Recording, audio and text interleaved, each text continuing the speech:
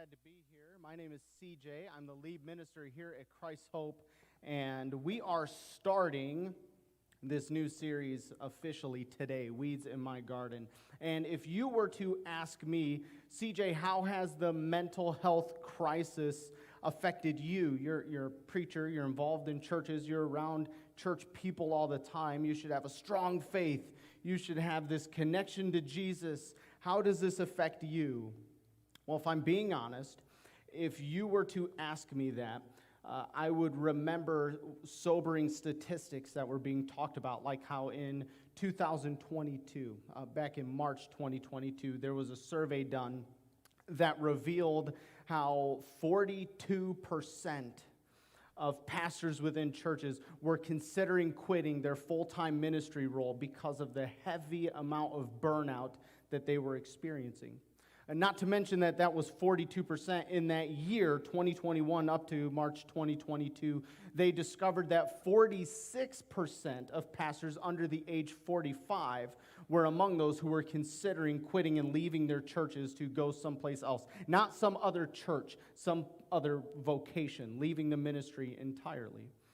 They said that if those were the past statistics, what we're looking at in the future is that in the next 5 years, 30% of churches that currently have pastors are going to be searching because those 30% will either retire or quit in that next 5 years. And even with the small network of ministers that I know in this area, in Indiana, Ohio, Illinois, and some spread out, our E2 partners, there are 96 churches, I believe, that have partnered with effective elders, and of them, 17 are looking for one or more pastoral positions within churches because they're losing their pastors. All of this because pastoral burnout has become the leading cause of pastors leaving the ministry.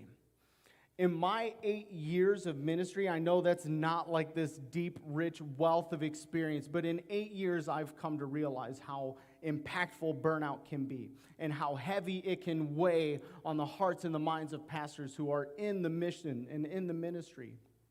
I've seen how the impact of burnout can bring someone from having a close relationship to God to wondering if there is even a God at all. The mental health crisis, I'm beginning to realize, is hitting every front imaginable. And the church is not exempt. The church is not immune to the impacts that it has. I see it in the daily lives of the flock that I seek to shepherd, but I also see it among my peers and my friends. I see it among supporters. I see it among ministry partners. And I even see it within my own life. And so if we are going to be honest about the weeds in our gardens, it is critical that I be honest as well. And I don't want you guys to be afraid that CJ's leaving. I'm not.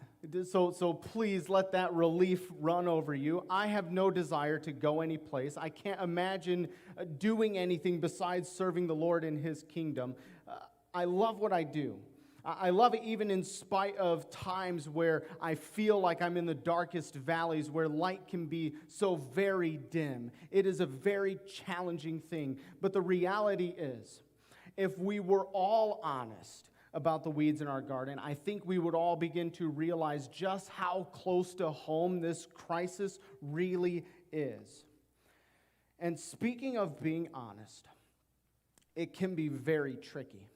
Because the reality is, no one wants to expose their insecurities to others. That's just a fact. No one wants to be openly weak or openly frail or openly fragile. We like to keep those things protected and guarded. We don't like being honest about them. But this series will lose all of its meaning. It will lose all of its impact if within the four walls of our church, if we choose to keep those cards close to our chest, if we choose to not be honest ourselves. And speaking of this series, it was first inspired by a pastor whose name is Clayton Hensel. Clayton is the lead pastor of the Crossing Church. They're a big church. They're multi-sites. And so if you try to find where is the Crossing Church, you'll find 100 different answers. Not literally 100. But Clayton talked about how he wanted to talk about mental health and the crisis, but he didn't really know how. And so he spent significant time preparing. And over the course of all these preparations, he began to become more irritated and more disturbed with all of the stuff he was discovering. He found painful statistics that ultimately represent children of God who are suffering in ways unseen. Clayton talked about how one night he just felt so burdened by his preparation that he decided to finally turn in for the night, finally wrap things up, close his books, turn off the lights, leave the office, and get into bed. But as you and I, when we are burdened with things, he could not shut off his mind.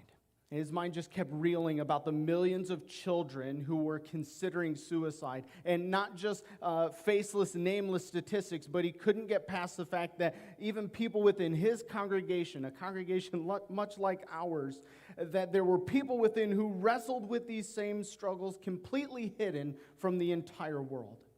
And as his thoughts just kept running rampant, and as his heart agonized over the reality of this situation, he did something that a lot of us do. He pulled out his phone and he started scrolling, hoping that this mindless scrolling would dull his senses, would distract him from reality, and get him to turn off all of those thoughts. And it didn't. And eventually, as he was scrolling, he came across this video. And this video just captured his attention. And he said, I watched this video, and then I watched it again, and I watched it again, and I watched it again, and it was just playing repeat over and over, so much so that I couldn't process what I was feeling, what I was seeing. And so I made my wife watch it too. And I said, hey, you have to see this. And he said, in that moment, all of his fear turned to excitement.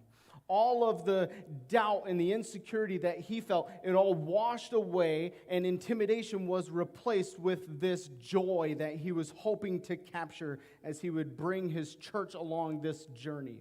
And what I want you to see is how this video that he saw has become the major theme of the Weeds in Our Garden. This song is called Being Honest.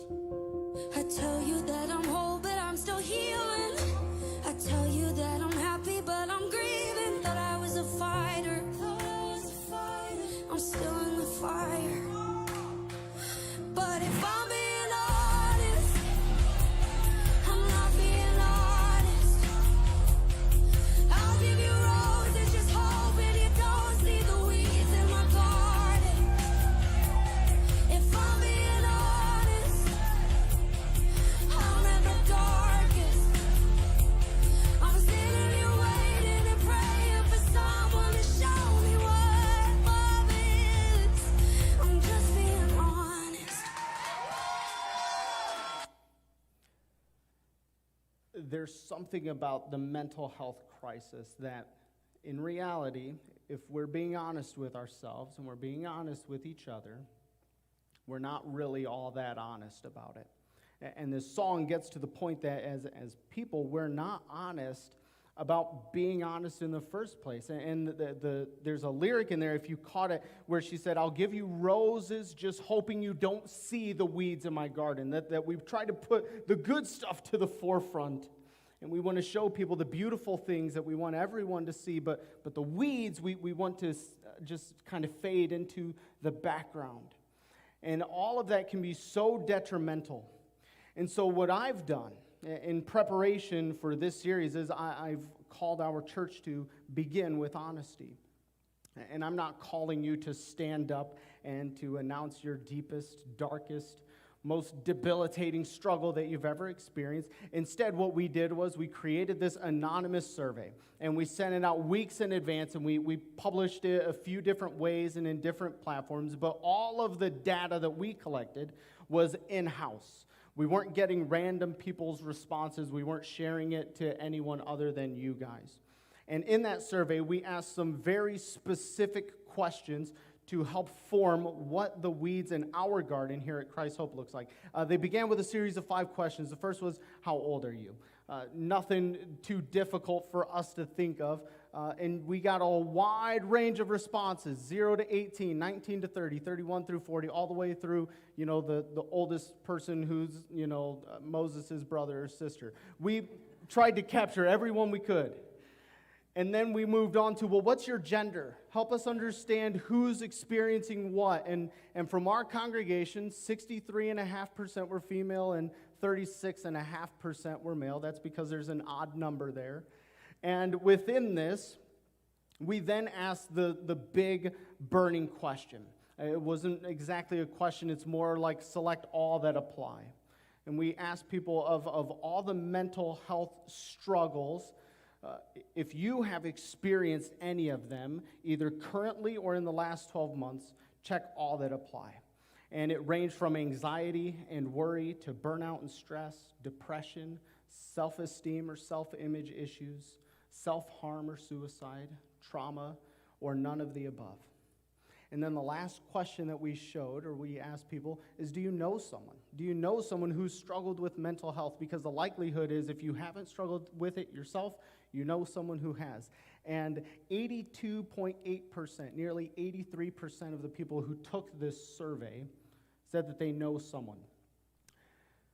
There are cards around you guys. They look a lot like this. And some of you respond really well to numbers. Some of you respond really well to visuals. And so what I'd like for you to do, if you see one of these cards, I'd like for you to just put it in your hand and stand up. And if you see one near you that someone else doesn't have, I'd like for you to pick that up and hand it to someone. These cards are not your personal responses. These are cards for people, the people who are standing. They represent an unnamed individual who has suffered from the mental health crisis. And in case you're not counting, or in case there are some cards that are left lingering around, of the 64 responses we had to this survey, 49 of the people who responded said, yes, I have struggled with some kind of mental health issue. 49 of them have dealt with that. If we broke that down to percentages, the 64 people, slightly less than half of our total congregation, of those 64, that means that 76.6% have struggled with some kind of mental health struggle in the last year. That is a crisis. And if you guys looked around in the room, you'd see a whole lot of people standing. This survey tells us that if these 64 responses were an indicator for our entire church, it would mean that if you looked at the person in front of you, if you looked at the person behind you, if you looked at the person to either side of you, that 3 of those 4 people have likely struggled with some kind of mental health issue. And so the question then ultimately becomes why. You guys can go ahead and take a seat. Why has mental health, or why has the state of mental health become a crisis? And some of you have enough knowledge and experience, you can think about like 10 years ago, and you might be saying, well, why is this such an issue now when 10 years ago it didn't seem like it really was? And that's because progressively things have gotten worse. Those are just the facts. That is analytical data from people who have said, this is how my life currently is. These are the struggles that I deal with on a day-to-day basis. But that still doesn't exactly explain why has it gotten worse.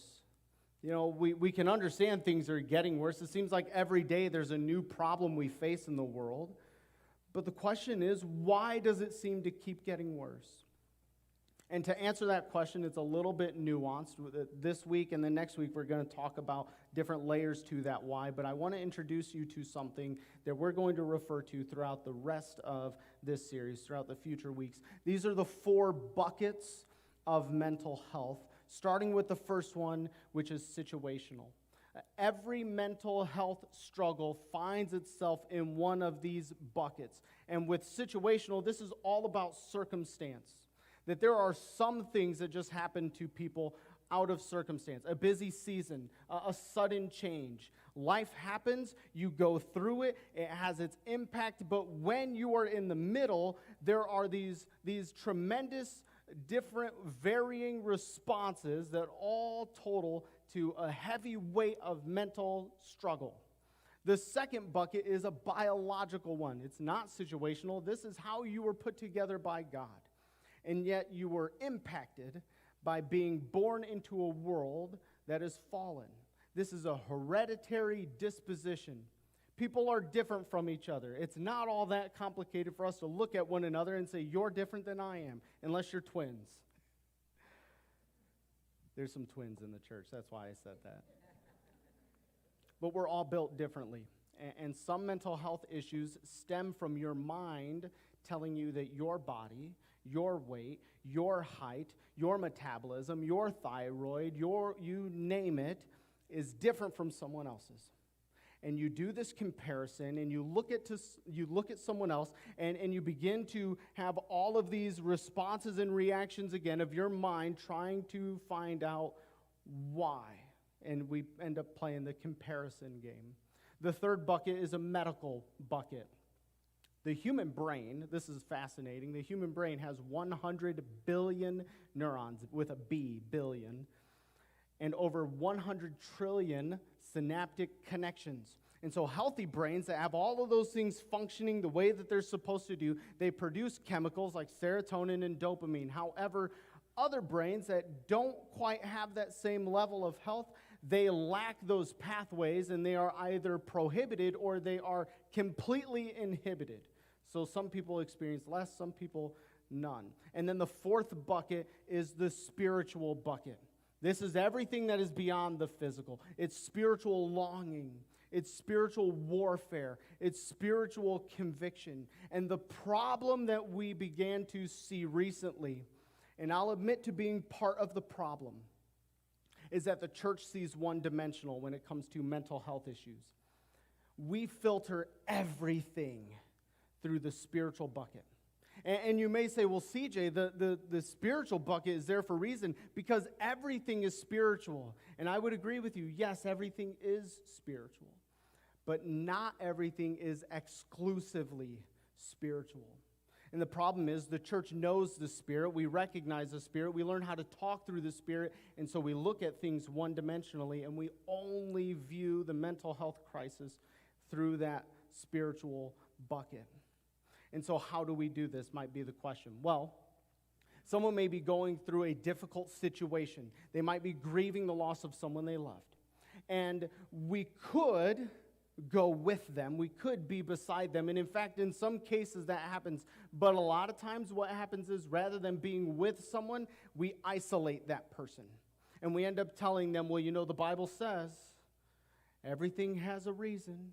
There's a time for everything. There's a time for joy, and there's a time for sorrow. And that hurts. When someone is comparing themselves to someone prettier or more athletic, we have a way of looking at the Bible, and we say, well, don't you remember? You were fearfully and wonderfully made. And that's true. But when someone is stuck playing the comparison game, what they hear is, God blessed this person but burdened me. And that becomes painful. Or like a situation, or an example of, you know, someone could be wrestling with diabetes, and they could be hypoglycemic, and they can end up falling to the floor. And our first response naturally would probably be to get that person some sugar, and maybe also to pray.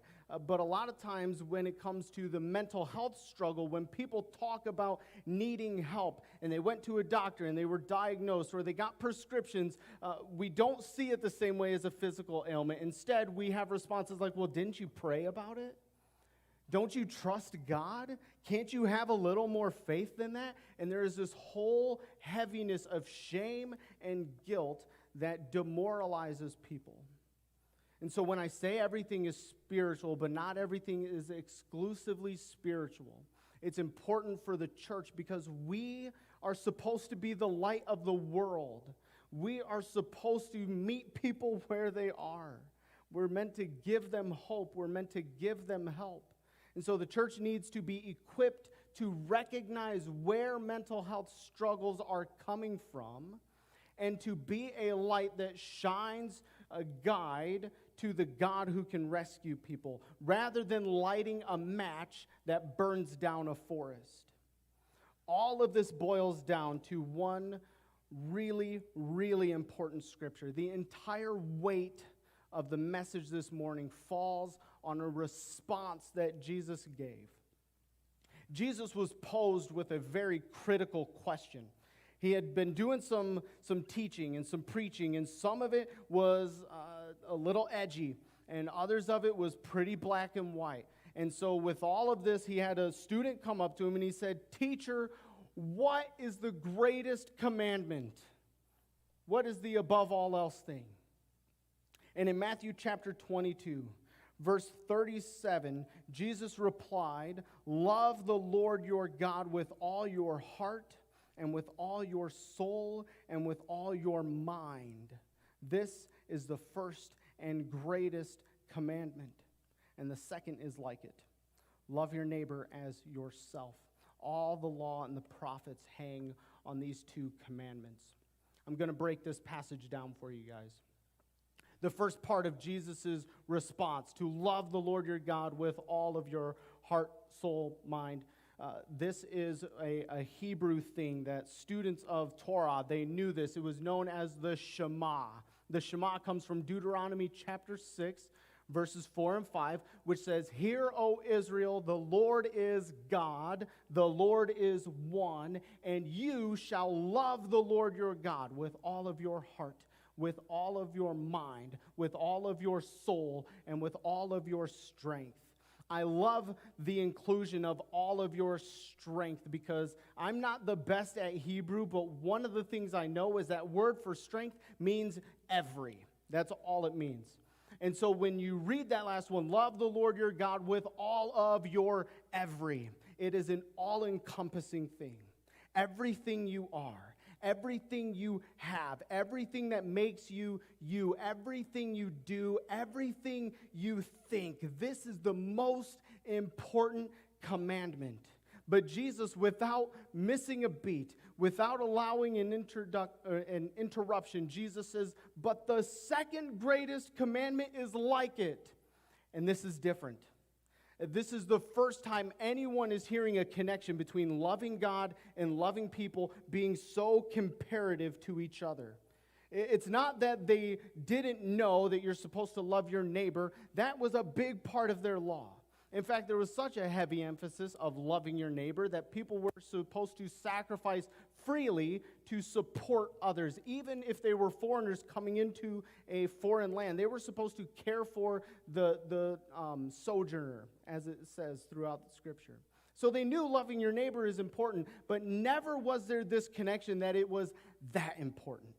That the first and greatest commandment of loving the Lord your God is so closely connected to loving others.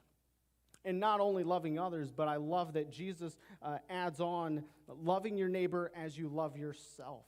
Hang on to that, because we're going to come back to that.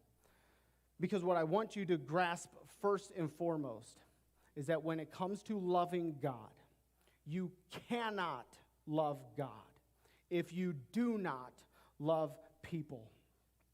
You cannot love God if you do not love people. This is revealed to us in Scripture. In 1 John chapter 4, verse 20, John writes this, "For whoever does not love their brother and sister whom they have seen cannot love God whom they have not seen." This is for those who they see the mental health crisis around them and they say, well, that's not real. They see people who are burdened by depression and anxiety and self-image issues, and they go, yeah, but they're just doing that for attention.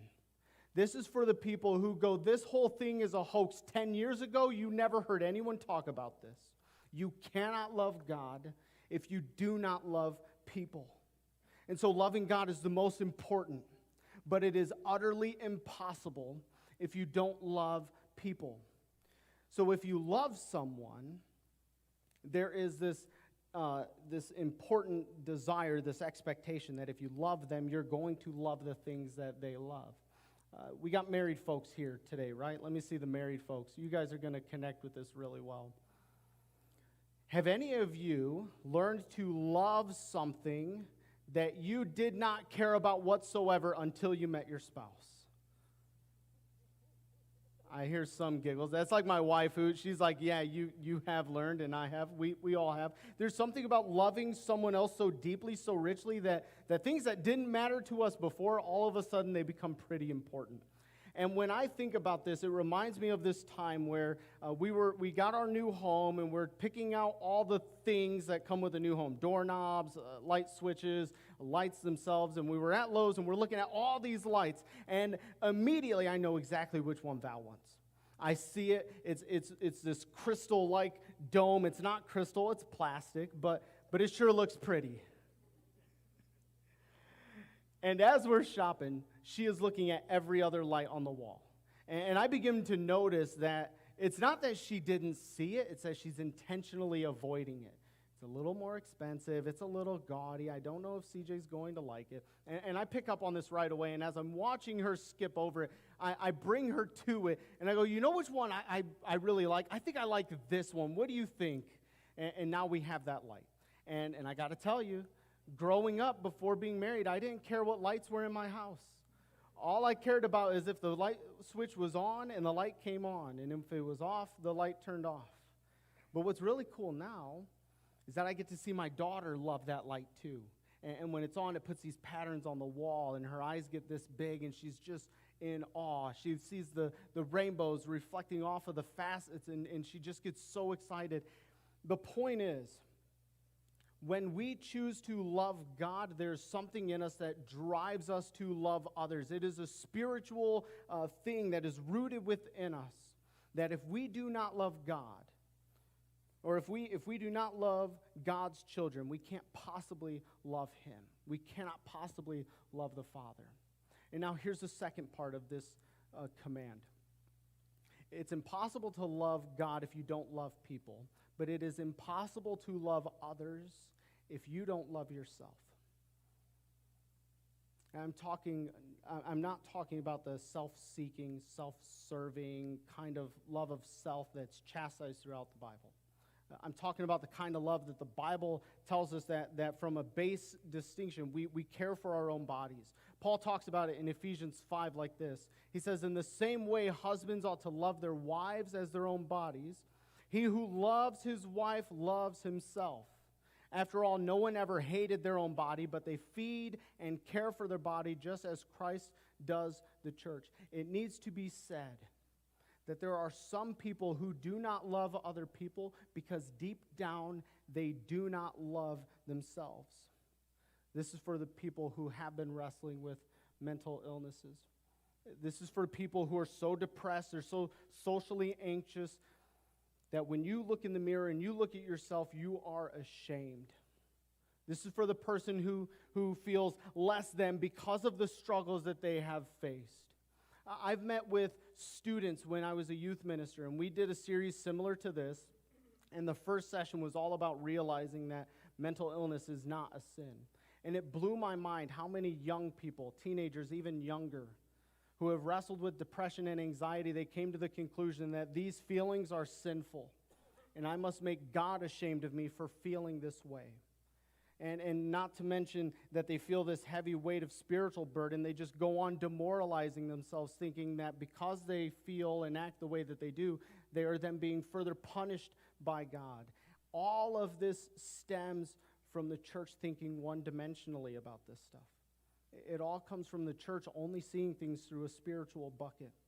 And so I say all of this. I bring up this most important command to love God and love others, because for us, if we're supposed to be a light, if we're supposed to be a city on a hill whose light shines so that all people can see our good deeds and glorify our Father in heaven, if we're supposed to be that kind of person, full of hope, full of help, to be a brighter light, church, we need to have a better love. To be a brighter light, we need to have a better love. And this means that we need to consider the struggles of others and what they're facing, especially in the context of mental health. We need to consider it through more than just one bucket. We need to be able to look at all four: situational, biological, medical, spiritual. That means we need to shift how we think of ourselves in order to shift how we think of others. It means that we need to start trying to see things through God's eyes and feeling things through His heart rather than our own. Because if we're being honest, there is a crisis on our hands. It is in our workplaces. It's in our school systems. It's in our own neighborhoods. And as we just revealed, it is even within our own churches. We are not immune to the things that are happening in this world. But I believe the starting point to addressing this crisis begins with how we love. I think it begins by shining a light towards a God who hears, shining a light towards a God who heals, towards a God who restores, to a God who redeems, shining a light towards a God who carries, a light towards a God who supports, a light to a God who cares. And you need to understand this full well. The God above, who created all things, created you, and He cares about your mental health. Maybe even more so than you care about your own. But He is a God who cares. And for us to be a brighter light, we need to have a better love. And so how do we have a better love? I'm sure you can think of 100 different applications, but allow me to share a little bit of help in how we can do that from the context of mental health. First, in order to have a better love, we need to avoid being narrow-minded in our view of mental health. We have to broaden this thing out. We can't just exclusively look through the spiritual bucket. We need to be able to broaden our perspective to say maybe this is situational and spiritual. Maybe this is biological and spiritual. Because everything, church, I believe everything is spiritual. God is spirit, and we are made in His image, but I don't think everything is just exclusively spiritual. Second, to have a better love, we need to be honest. We need to be authentic. We need to be transparent. Clayton, when he preached this to his church, I love how he had said this. He said the thrust of the gospel is that it's okay to not be okay. Because Jesus came into a world that was broken and in peril. He came for the sick and those who were needing a doctor. Jesus came into the world for the areas of your life, yours and mine, that we are not being honest about. And third and lastly, we must not underestimate the value of community. From the beginning, God said it is not good for mankind to be alone. It's not good to be separated. It's not good to be isolated. Many mental health issues, I believe, can be softened, if not completely overcome, by being with someone. And so if you're struggling with a mental health issue, do not isolate yourself, integrate yourself. Maybe that means that it's intimidating, but it's this simple. Maybe it means that you text someone. And I know this isn't easy. But you say, look, I've been having a really bad day. I've been having a rough week. Can we get together for coffee? Can we go for a walk? Can we go to the library? I just need someone to be with. Can we just get together? I need some company. That also means that when someone is seeking that connection, what they need for themselves, God gives them through you. And so when someone comes to you seeking some help, seeking some company, don't neglect. Don't disengage, but do everything you can to be a better love. And if this is the help that we could receive, I believe the hope comes from Jesus. Because Jesus came into a world to be a perfect example to us. Jesus came into this world and His compassion moved Him to meet people where they were. His compassion allowed Him to look at individuals eye to eye, and He so greatly loved them that He freely sacrificed His time. He recognized their pains, and He provided for their healing. He loved them so richly and so deeply. And so if these were the applications of help, I believe that we have this great hope in the mighty name of Jesus, who of all the things He did, the very greatest thing is that He gave His life for others. He gave His very life for you and for me. And by His wounds we are healed. By His sacrifice we are made whole. And so every week when we come to church, we do this thing where we celebrate communion.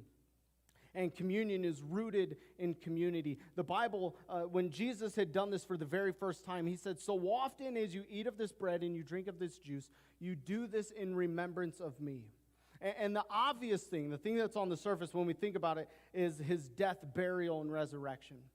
But I believe we also do this in remembrance of the things that Jesus cared about, the things that he did, the people who he loved. That when we do this, there's more than just what's on the surface. There is deep and rich spiritual meaning. And so I tell people when we take communion, we do it for two reasons. We do it to recognize that Jesus died on our behalf, that he died in our place, that he so desperately wanted to see us reconciled to a God who loves us, that he gave up his only life so that we could have life through him.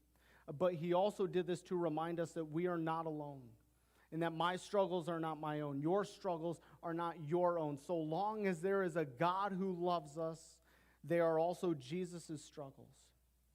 And when I reflect on that, it puts me in this great position to be able to participate in this, knowing that Jesus' love is so deep, so rich, so vast, that no matter what struggle I'm dealing with, he can handle it. And that's true for you. And so in this church, we don't just practice communion. What we practice is called open communion. And open communion just means that you don't have to be a member. You don't have to be a partner of Christ's Hope to participate. You don't have to support the church financially. You don't have to make any kind of meaningful commitment besides one really important thing. It's that you believe in Jesus, that you believe that he died on the cross for you, and that he rose from the grave so that you could have life in him. And so long as you believe those things, we are a community of believers bound by his blood. And so if you believe those things, at this time, let's eat the bread together.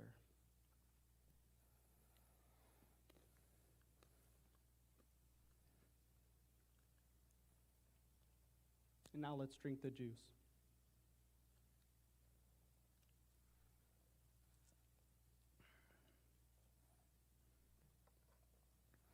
Heavenly Father, you have told us from the beginning of how rich, how deep, and how vast your love is for us. And God, we are just in a world that builds up all kinds of doubt.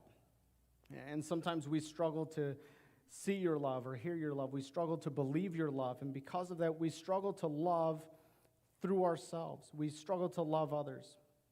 And God, I pray that today would be a beginning. For those who haven't really dealt with a mental health struggle on their own, I pray that it be a beginning to opening a door, broadening perspectives. I pray that today would be a place of a beginning for hope and help that is found in Jesus for anyone who has wrestled with these things.